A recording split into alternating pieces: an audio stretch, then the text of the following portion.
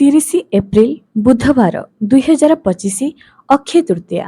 ଅକ୍ଷୟ ତୃତୀୟା ଦିନ କିଛି କରନ୍ତୁ କିମ୍ବା ନ କରନ୍ତୁ, ବ୍ରହ୍ମ ମୁହୂର୍ତ୍ତରୁ ଘରର ଏହି 3 ଜାଗାରେ ଜଳାନ୍ତୁ 3ଟି ଦୀପ। ଦେଖିବେ ଭାଗ୍ୟରେ କେତେ ବଡ଼ ପରିବର୍ତ୍ତନ ଆସୁଛି। ନମସ୍କାର ଦର୍ଶକ ବନ୍ଧୁ, ଆପଣ ସମସ୍ତଙ୍କୁ ମୋ ଚ୍ୟାନେଲକୁ ପୁଣି ଥରେ ସ୍ୱାଗତ କରୁଛି। ଦର୍ଶକ ବନ୍ଧୁ, ଅକ୍ଷୟ ତୃତୀୟା ଦିନ ଯଦି କିଛି ବି କରିପାରୁନାହାନ୍ତି, କେବଳ ଏହି 3ଟି ଜାଗାରେ ଦୀପ ଜାଳି ଦିଅନ୍ତୁ। ଆପଣ ଦେଖିବେ ଆପଣଙ୍କର ଭାଗ୍ୟରେ କେତେ ବଡ଼ ବିରାଟ ପରିବର୍ତ୍ତନ ଆସୁଛି। ଏବେ ଦର୍ଶକ ବନ୍ଧୁ, କାହିଁକି ଏହି 3ଟି ଜାଗାରେ ଦୀପ ଜାଳିବା? ଦୀପର କ'ଣ ମହତ୍ଵ ଅଛି?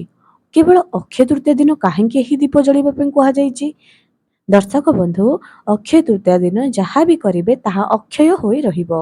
ତେଣୁ ଅକ୍ଷୟ ତୃତୀୟା ଦିନ ଯଦି ଧନ ଜନିତ ସମସ୍ୟାରେ ପୀଡ଼ିତ ରହୁଛନ୍ତି, ବେପାରରେ ବୃଦ୍ଧି ପାଉନାହାନ୍ତି, ତେବେ ଏହି ଅକ୍ଷୟ ତୃତୀୟା ଦିନ ଘରର ଏହି 3 ଜାଗାରେ ନିଶ୍ଚୟ ଦୀପ ଜାଳି ଦିଅନ୍ତୁ। ଚାଲନ୍ତୁ ମୁଁ ଆପଣମାନଙ୍କୁ କହିବି ଅକ୍ଷୟ ତୃତୀୟା ଦିନ କିପରି ଘରର ଏହି 3 ଜାଗାରେ ଦୀପ ଜାଳିବେ। ଜମା ବି ଭିଡ଼ିଓକୁ ସ୍କିପ୍ ନ କରି ଭିଡ଼ିଓର ଶେଷ ପର୍ଯ୍ୟନ୍ତ ଦେଖନ୍ତୁ ଏବଂ ଯଦି ଆପଣମାନେ ମୋ ଚ୍ୟାନେଲରେ ନୂଆ ଆସୁଛନ୍ତି, ସବସ୍କ୍ରାଇବ୍ କରନ୍ତୁ। ପାଖରେ ଥିବା ବେଲ୍ ଆଇକନକୁ କ୍ଲିକ୍ କରି ଭିଡ଼ିଓକୁ ଗୋଟିଏ ଲାଇକ୍ ଟିକେ କରିଦିଅନ୍ତୁ ଏବଂ କମେଣ୍ଟ ସେକ୍ସନରେ ଜୟ ମା ଲକ୍ଷ୍ମୀ ନିହାତି ଲେଖନ୍ତୁ। ଏବେ ଦର୍ଶକ ବନ୍ଧୁ, ପ୍ରଥମ କଥା, ଯଦି ନିଜର ଭାଗ୍ୟରେ ପରିବର୍ତ୍ତନ ଚାହୁଁଛନ୍ତି, ଯଦି ଆପଣଙ୍କ ପାଖରେ ସେତିକି ସମ୍ବଳ ଅଛି, ଅକ୍ଷୟ ତୃତୀୟା ଦିନ ସୁନା କିମ୍ବା ରୂପାରେ ଯେକୌଣସି ବି ଏକ ଧାତୁ କିଣିକରି ଘରକୁ ଆଣନ୍ତୁ। ଏହା ଆପଣଙ୍କ ପାଇଁ ବହୁତ ଭଲ ଅଟେ। ଦ୍ୱିତୀୟ କଥା ଏଇଆ ଅଟେ ଯେ ଅକ୍ଷୟ ତୃତୀୟାର ପୂଜା ଯଦି ଆପଣମାନେ ଆଗରୁ କରିନାହାନ୍ତି, ଥରୁଟିଏ ମୋ ଚ୍ୟାନେଲକୁ ଯାଇ ଭିଜିଟ୍ କରନ୍ତୁ। ଅକ୍ଷୟ ତୃତୀୟାର ପୂଜାର ବିଧି, ଏହା ଆପଣମାନଙ୍କର ଲକ୍ଷ୍ମୀ ପ୍ରାପ୍ତି ପାଇଁ ସବୁଠାରୁ ସରଳ ଏବଂ ସୁନ୍ଦର ବିଷୟବସ୍ତୁଟିଏ ଆପଣଙ୍କ ପାଇଁ ନେଇ ଆସିଛି। ସେହି ଅକ୍ଷୟ ତୃତୀୟାର ପୂଜାର ଭିଡ଼ିଓ ଥରୁଟିଏ ଦେଖନ୍ତୁ ଏବଂ ଆପଣ ନିଜର ମୂଲ୍ୟବାନ ସମୟ କିଛି ବାହାର କରି ଅକ୍ଷୟ ତୃତୀୟା ଦିନ ଲକ୍ଷ୍ମୀ ପ୍ରାପ୍ତି ପାଇଁ ସେହି ଭିଡ଼ିଓଟି ଦେଖିକରି ପୂଜାଟିଏ ଘରେ ନିଶ୍ଚୟ କରନ୍ତୁ। ଅକ୍ଷୟ ତୃତୀୟା ବର୍ଷର ଏମିତି ଏକ ଦିନ, ଯେଉଁ ଦିନ କି ଆପଣ କୌଣସି ପୁଣ୍ୟ କରିବେ ତାହାର ଅକ୍ଷୟ ଫଳ ପ୍ରାପ୍ତ କରିବେ, ଧନ ପ୍ରାପ୍ତି ପାଇଁ କିଛି କରିବେ ତାହା ଅକ୍ଷୟ ଫଳ ପ୍ରାପ୍ତ କରିବେ। ଏମିତି ଏହି ଦିନଟି ବହୁତ ମହତ୍ଵପୂର୍ଣ୍ଣ ଅଟେ। ଏହି ଦିନମାନଙ୍କରେ କରୁଥିବାର କର୍ମ, ନାମ ଜପ, ସଂକୀର୍ତ୍ତନ ସବୁ ଅକ୍ଷୟ ହୋଇ ରହିଥାଏ। କେତେ ବି ପାପ ଆପଣ ଜୀବନ ସାରା କରନ୍ତୁ କିମ୍ବା ପୂର୍ବ ଜନ୍ମରେ କରନ୍ତୁ, କିନ୍ତୁ ଏହି ଅକ୍ଷୟ ତୃତୀୟା ଦିନ କରିଥିବା ପୁଣ୍ୟ ସବୁବେଳେ ଅକ୍ଷୟ ହୋଇ ରହିବ। ତେଣୁ ଜମା ବି ଏହି ସୁଯୋଗକୁ ହାତଛଡ଼ା କରନ୍ତୁ ନାହିଁ। ଏବେ ଦର୍ଶକ ବନ୍ଧୁ, ଆପଣମାନଙ୍କୁ କ'ଣ କରିବାର ଅଛି? ପ୍ରଥମ କଥା ତ ଅକ୍ଷୟ ତୃତୀୟା ଦିନ ଲକ୍ଷ୍ମୀ ନାରାୟଣଙ୍କ ପାଇଁ ଘରର ମୁଖ୍ୟ ଦ୍ୱାରକୁ ସଜାନ୍ତୁ। ଯେମିତିକି ରଙ୍ଗୋଲି ପକାଇବେ ଏବଂ ମୁଖ୍ୟ ଦ୍ୱାରରେ ତୋରଣ ଆଙ୍କିବେ, 2 ପଟେ ମା ଲକ୍ଷ୍ମୀଙ୍କର ପାଦପଦ୍ମ ଆଙ୍କିବେ, ଏରୁଣ୍ଡି ବନ୍ଧରେ ହଳଦୀର ସ୍ୱାସ୍ତିକ ବନାଇବେ। ଏପରି କରିବେ ଏବଂ ଆପଣ ତ ସେଦିନ ମା ବୃନ୍ଦାବତୀଙ୍କର ପୂଜା ନିଶ୍ଚୟ କରିବେ। ଘରେ ଘରେ ବୃନ୍ଦାବତୀ ଅଛନ୍ତି, ସେଦିନ ମା ବୃନ୍ଦାବତୀଙ୍କ ପାଖରେ ଘିଅର ଦୀପଟିଏ ଜାଳିକରି ପୂଜା ନିଶ୍ଚୟ କରନ୍ତୁ। ସେହି ଦିନ ଓମ୍ ନମୋ ଭଗବତେ ବାସୁଦେବାୟ 108 ଥର ଜପ କରନ୍ତୁ। ଏହା ସବୁଠୁ ପବିତ୍ର ଦିନ ଅଟେ ଏବଂ ଲକ୍ଷ୍ମୀ ପ୍ରାପ୍ତି ପାଇଁ ଯିଏକି ନାରାୟଣଙ୍କର ପୂଜା କରେ ସେ ଲକ୍ଷ୍ମୀଙ୍କୁ ପାଏ। ଯଦି ଲକ୍ଷ୍ମୀଙ୍କୁ ପାଇବା ପାଇଁ ଚାହୁଁଛନ୍ତି, ପ୍ରଥମେ ନାରାୟଣଙ୍କୁ ପୂଜା କରନ୍ତୁ। ଯେତେବେଳେ ବି ମା ଲକ୍ଷ୍ମୀଙ୍କୁ ପୂଜା କରିବେ, ନାରାୟଣଙ୍କ ସାଙ୍ଗରେ ହିଁ ପୂଜା କରନ୍ତୁ। ମା ସବୁବେଳେ ନାରାୟଣଙ୍କ ସାଙ୍ଗରେ ହିଁ ପୂଜା ପାଆନ୍ତି, ଶୋଭା ପାଆନ୍ତି ଏବଂ ଯେତେବେଳେ ମା ନାରାୟଣଙ୍କ ସାଙ୍ଗରେ ଆମ ଘରକୁ ଆସନ୍ତି, ବିଦ୍ୟା, ବୁଦ୍ଧି, ଯଶ, କୀର୍ତ୍ତି, ସମୃଦ୍ଧି, ବୈଭବ୍ୟ ପ୍ରାପ୍ତି ହୋଇଥାଏ। ଯେଉଁ ଘରେ ଲକ୍ଷ୍ମୀ ନାରାୟଣଙ୍କର ପୂଜା କରାଯାଏ, ଯେଉଁ ଘରେ ଲକ୍ଷ୍ମୀ ନାରାୟଣଙ୍କର ଗାନ କୀର୍ତ୍ତନ କରାଯାଏ, ନାରାୟଣଙ୍କର ପୂଜା କରାଯାଏ, ନାରାୟଣଙ୍କର ଯଥାବିଧି ସେବା ହୁଏ, ସେହି ଘରେ ମା ଲକ୍ଷ୍ମୀ ସ୍ୱୟଂ ବିରାଜମାନ କରନ୍ତି ବୋଲି ପୂର୍ବାନୁମାନ ବା ପୂର୍ବରୁ ହିଁ ଏହି କଥାଟି ଉଲ୍ଲେଖ୍ୟ ଅଛି। ଏବେ ଚାଲନ୍ତୁ କେଉଁ ଜାଗାରେ ଆପଣମାନେ 3ଟି ଦୀପ ଜାଳିବେ ଏବଂ ସେହି 3ଟି ଜାଗାରେ ଦୀପ ଜାଳିବା ଦ୍ୱାରା କ'ଣ ହୋଇଥାଏ। ପ୍ରଥମ କଥା, ଘରକୁ ଦେବୀ ଦେବତା ମାନେ ଘରର ମୁଖ୍ୟ ଦ୍ୱାର ବାଟ ଦେଇ ଆସିଥାନ୍ତି।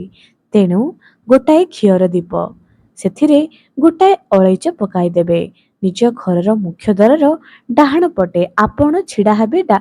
ଘରର ବାହାରକୁ ଯିବେ, ଆପଣଙ୍କର ମୁହଁ ହବ ଘର ପଟକୁ। ସେଠି ଦେଖିବେ ଆପଣଙ୍କର ଡାହାଣ ହାତ କେଉଁ ପଟେ ରହୁଛି। ସେଠି ଆପଣ ଗୋଟାଏ ଘିଅର ଦୀପଟିଏ ଅଳେଇଚ ପକାଇ କରି ନିଶ୍ଚୟ ଜାଳିବେ ଏବଂ ମାଙ୍କୁ ସ୍ମରଣ କରିବେ ଯେ ମାଙ୍କ ଉଦ୍ଦେଶ୍ୟରେ ଏହି ଦୀପ ଜଳାଯାଇଛି। ସେଦିନ କିଛି ଲାଲ ରଙ୍ଗର ପୁଷ୍ପ, ହଳଦିଆ ରଙ୍ଗର ପୁଷ୍ପରେ ନିଜର ଘରର ମୁଖ୍ୟ ଦ୍ୱାରକୁ ସଜାନ୍ତୁ। ଏପରି କରିବା ଦ୍ୱାରା ମା ବହୁତ ପ୍ରସନ୍ନ ହୋଇଥାନ୍ତି ଏବଂ ଗୋଟିଏ କଳସଟି ବାଢି ଦିଅନ୍ତୁ। ଗୁରୁବାର, ଅମାବାସ୍ୟା, ସଂକ୍ରାନ୍ତି, ଏକାଦଶୀ ଏବଂ ଏମିତି କିଛି ଶୁଭ ଦିନ ଯାହାକି ନବରାତ୍ରି, ଅକ୍ଷୟ ତୃତୀୟା, ଦୀପାବଳି, ଧନତେରସ ଏମିତି ବହୁତ ସାରା ଶୁଭ ଦିନ ଅଛି। ସେହି ଶୁଭ ଦିନ ମାନଙ୍କରେ ଘରର ମୁଖ୍ୟ ଦ୍ୱାରକୁ ସଜାନ୍ତୁ, ଦୀପଟିଏ ରଖନ୍ତୁ ଏବଂ ରଙ୍ଗୋଲିଟିଏ ପକା କରି ଲକ୍ଷ୍ମୀ ପାଦ ପଦ୍ମମାନ ଆଙ୍କନ କରନ୍ତୁ। ଏହା ଦ୍ୱାରା କଣ ହୋଇଥାଏ ନା ମାଙ୍କୁ ସ୍ୱାଗତ ଜଣାଇବା ପରି ହୋଇଥାଏ।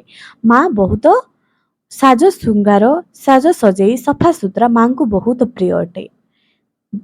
ଦ୍ୱିତୀୟ କଥା ଏଇଆ ଅଟେ ଯେ ଯେତେବେଳେ ବି ମାଙ୍କର ପୂଜା କରିବେ ସବୁବେଳେ ସଫାସୁତୁରା ରହିକରି ସୁନ୍ଦର ଭାବରେ ରହି ପୂଜା କରିବେ। ମା ବହୁତ ପ୍ରସନ୍ନ ହୋଇଥାନ୍ତି ସେହିଭଳି ନାରୀମାନଙ୍କ ଉପରେ। ଘରର ରୋଷେଇ ଘରେ ଆପଣମାନେ ତ ପାଣି ନିଶ୍ଚୟ ରଖୁଥିବେ। ସେଠି କଣ କରିବେ, ଘରର ଦକ୍ଷିଣ ପୂର୍ବ ଆପଣଙ୍କର ରୋଷେଇ ଘରକୁ ଯିବେ। ପୂର୍ବ ପଟେ ମୁହଁ କରି ଯେଉଁଠି ପାଣି ରଖୁଥିବେ ସେହି ଜାଗାରେ ଗୋଟାଏ ଦୀପ ପୂର୍ବ ପଟେ ମୁହଁ କରି ଜାଳିଦେବେ ମା ଅନ୍ନପୂର୍ଣ୍ଣାଙ୍କ ଉଦ୍ଦେଶ୍ୟରେ, ଯାହା ଦ୍ୱାରା କି ଆପଣଙ୍କ ରୋଷେଇ ଘରରେ କେବେ ବି ଖାଦ୍ୟ ସରିବ ନାହିଁ। ଏପରି କରିବା ଆପଣ ସବୁଠାରୁ ଭଲ ଦିନଟି ଅଟେ। ଏପରି କରିବା ଦ୍ୱାରା କିଛି ନ କରନ୍ତୁ ପଛେ ଏହି ଦୀପ ଜାଳି ଦିଅନ୍ତୁ, ଦେଖିବେ ଅକ୍ଷୟ ପୂର୍ଣ୍ଣ ପ୍ରାପ୍ତ କରିବେ। ତୃତୀୟରେ, ଆପଣଙ୍କର ପୂଜା ଘର ଯାହାକି ଉତ୍ତର ପୂର୍ବ ଦିଗରେ ଅଛି, ଆପଣ କଣ କରିବେ, ଉତ୍ତର ଦିଗକୁ ମୁହଁ କରି ସେହି ପୂଜା ଘର ହିଁ ଗୋଟାଏ ମାଟିର ଦୀପ ଜାଳିଦେବେ। ସେଠି କିଛି ହଳଦିଆ ସୋରିଷ କିମ୍ବା କଳା ରାଶି ବି ପକାଇ ପାରନ୍ତି। ଏହା ଦ୍ୱାରା ଘରୁ ଯାହା ବି ନକାରାତ୍ମକ ଊର୍ଜା ଥିବ ତାହା ଦୂର ହୋଇଯିବ, ମାଙ୍କର ଆଗମନ ହେବ। ତେଣୁ ଏହି ଦୀପଟିରେ ତିନୋଟି ଦୀପ ତିନୋଟି ଜାଗାରେ ନିଶ୍ଚୟ ଜାଳି ଦିଅନ୍ତୁ। ତା ସହିତ ଅକ୍ଷୟ ତୃତୀୟା ଦିନ ଚାଉଳ କ୍ଷୀରି ପ୍ରସ୍ତୁତ କରି ମାଙ୍କୁ ଭୋଗ ଲଗାନ୍ତୁ। ଗୋଲାପର ଅଗରବତୀ କିମ୍ବା ଗୋଲାପର ଧୂପ ଝୁଣା ମାଙ୍କୁ ସେହି ଦିନ ନିଶ୍ଚୟ ଦିଅନ୍ତୁ। ମାଙ୍କୁ ଗୋଲାପ ଫୁଲ, ପଦ୍ମ ଫୁଲ, ହଳଦିଆ ଫୁଲ, ଧଳା ଫୁଲ ମାଙ୍କୁ ନିଶ୍ଚୟ ଦିଅନ୍ତୁ। ତା ସହିତ ନିଜେ ବି ସାଜ ଶୃଙ୍ଗାର ହୁଅନ୍ତୁ। ମହିଳାମାନେ ସାଜ ଶୃଙ୍ଗାର ହୁଅନ୍ତୁ, ପାଦରେ ଅଳତା ଲଗାନ୍ତୁ, ହାତକୁ ଭଲ ଭାବରେ ସଜାନ୍ତୁ ଏବଂ ମାଙ୍କ ପାଇଁ ଶ୍ରଦ୍ଧା ପୂର୍ବକ କ୍ଷୀରି ପ୍ରସ୍ତୁତ କରି ବାଢି ଦିଅନ୍ତୁ। ଯେହେତୁ ନାରାୟଣଙ୍କ ସାଙ୍ଗରେ ଲକ୍ଷ୍ମୀ ପୂଜା ପାଉଛନ୍ତି ସେଠି ତୁଳସୀ ପତ୍ର ନିଶ୍ଚୟ ପଡିବ। ମା ଏକୁଟିଆ ପୂଜା ପାଇଲେ ମାଙ୍କୁ ଦୁବ ଏବଂ ବେଲପତ୍ର ଚଢାଯାଏ। ଯେତେବେଳେ ମା ନାରାୟଣଙ୍କ ସାଙ୍ଗରେ ପୂଜା ପାଆନ୍ତି ତୁଳସୀ ପତ୍ର ପକାଯାଏ, କାରଣ ପ୍ରଭୁ ନାରାୟଣଙ୍କୁ ତୁଳସୀ ପତ୍ର ବହୁତ ପ୍ରିୟ ଅଟେ ଏବଂ ମା ତ ହେଉଛନ୍ତି ନାରାୟଣଙ୍କର ପତ୍ନୀ ଏବଂ ନାରାୟଣଙ୍କ ପୂଜା କରନ୍ତି ତାଙ୍କୁ ସ୍ୱାମୀ। ତେଣୁ ମାଙ୍କୁ ବହୁତ ସମ୍ମାନ ଦିଅନ୍ତି, ଏହା ଆପଣମାନେ ବି ଭଲ ଭାବରେ ଜାଣିଥିବେ। ଏବେ ଦର୍ଶକ ବନ୍ଧୁ, ଅକ୍ଷୟ ତୃତୀୟା ଦିନ ଏକ ପଟୋଳି, ଲକ୍ଷ୍ମୀ ପଟୋଳି ମୁଁ ପ୍ରସ୍ତୁତ କରିବା ପାଇଁ କହିଛି, ଯାହାକି ଆପଣମାନେ ମୋ ଚ୍ୟାନେଲକୁ ଯାଇ ସେହି ପଟୋଳିର ସମ୍ପୂର୍ଣ୍ଣ ବିବରଣୀ କାଲି ଅପଲୋଡ ହୋଇଛି, ଆପଣମାନେ ଥରୁଟିଏ ଦେଖିଦିଅନ୍ତୁ। ନିଜର ବ୍ୟବସାୟ ଜାଗାରେ ତାହାକୁ ରଖିବା ଦ୍ୱାରା ଧନରେ ବୃଦ୍ଧି ହୋଇଥାଏ। ଏହି ଉପାୟଟି ଆପଣମାନେ ଥରୁଟିଏ ନିଶ୍ଚୟ କରନ୍ତୁ। ଏହି ଦିନ କେବେ ବି ଘରେ ରାଗ ରୁଷା କରିବେ ନାହିଁ। ମନ୍ଦିର ଯାଆନ୍ତୁ, ଦାନ ଧର୍ମ କରନ୍ତୁ, ଦେଖିବେ ଅକ୍ଷୟ ପୂର୍ଣ୍ଣ ପ୍ରାପ୍ତି କରିବେ। କିଛି ପକ୍ଷୀମାନଙ୍କୁ, କିଛି ପଶୁମାନଙ୍କୁ ଖାଦ୍ୟ ଦିଅନ୍ତୁ। ଆପଣଙ୍କର ଭାଗ୍ୟରେ, ଆପଣଙ୍କର ଜୀବନରେ ବହୁତ ବଡ଼ ପରିବର୍ତ୍ତନ ହବ। ଦର୍ଶକ ବନ୍ଧୁ, ଆଜି ପାଇଁ ରହିଲି, ପୁଣି ଦେଖା ହେବ ଆଗାମୀ ଏକ ସୁନ୍ଦର ଭିଡ଼ିଓରେ।